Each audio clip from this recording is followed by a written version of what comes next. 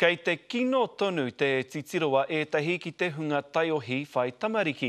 He āhuatanga kua roa nei e rongohia ana i tēnei motu. Ahakoa tēnā kei te tūwhakaihihi tonu ngā māma taiohi i raro i ngā taumahatanga o te wā. Ko ēnei māma taiohi nā kanohi o nā tautua. I felt pregnant when I was 12 and had my baby when I was 13. A koena hoki te motuhinga o rātau oranga.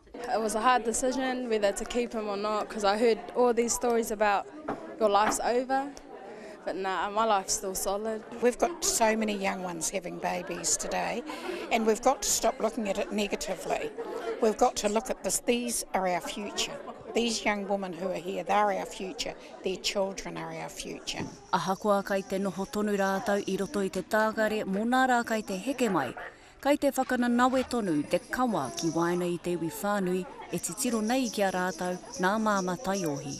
When you go out, if you go to the mall, you get the look and it's like, who cares? Like we're studying, we're awesome mums. Heaps of people, they were all just, they were unsupportive. It was more like, because you're having a kid, you can't do this, but really still can do it.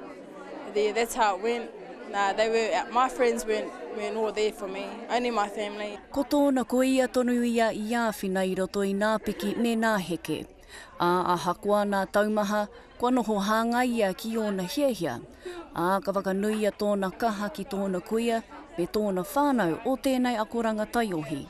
This is the next generation. They're going to be the ones supporting you in your old age. What do you want them to be like, you know? We want them to have the best opportunities and be the best people they can. There are two things that I think are very important in your life. One of them is having your peer support and the second thing is about having your family support. Nā reira, kei nā whānau me te iwi whānui te mana ki te tautoko i ēnei kanohi o nā tautua me a rātau tamariki. Pēata Melbourne, te karere.